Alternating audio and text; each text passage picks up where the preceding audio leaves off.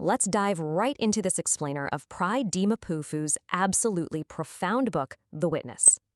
Imagine a 6-year-old girl refusing to cross an open gate, totally trapped by invisible, inherited boundaries. It's crazy, right? This perfectly highlights the book's mission, reclaiming our shared humanity from cold, bureaucratic paperwork.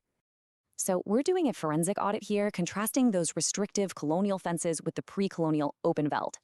Because pre-colonial South Africa was definitely not an empty wasteland. It was a highly engineered, interconnected ecosystem. These ancestors weren't just barely surviving, They were actually sophisticated metallurgists, astronomers, and brilliant soil chemists. Land wasn't some commodity to own. It was a shared circulatory system, a lived physics called Ubuntu. But man, everything changed in 1652, when the Dutch East India Company arrived and planted that first hedge. They brought terra nullius, basically a convenient legal fiction to suddenly claim indigenous inhabited land as totally empty. Over centuries, this invisible architecture violently expanded.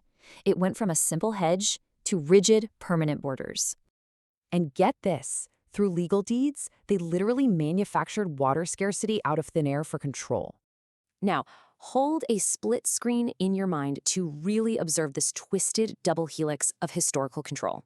Because the exact same legal architecture used to fence the physical soil was applied to the human spirit. On one side, the 1913 Land Act fenced the earth. On the other, rigid dogmas fenced people's souls. A passbook demanded a stamp just to walk around, while new priests demanded confession for your salvation. Mpofu calls this a theological dompass, literally criminalizing unpermitted movement across the once open spiritual veld. See how fluid communal stewardship was just methodically dismantled, replaced entirely by rigid, suffocating legal boundaries? This wasn't just a simple clash of cultures. It was total, legalized, and permanent imprisonment. Yet, as Mpofu beautifully reminds us, the colonizers could never truly steal that deep memory of the horizon. You are a child of the Open Veld, so will you stay inside the invisible fence or walk out?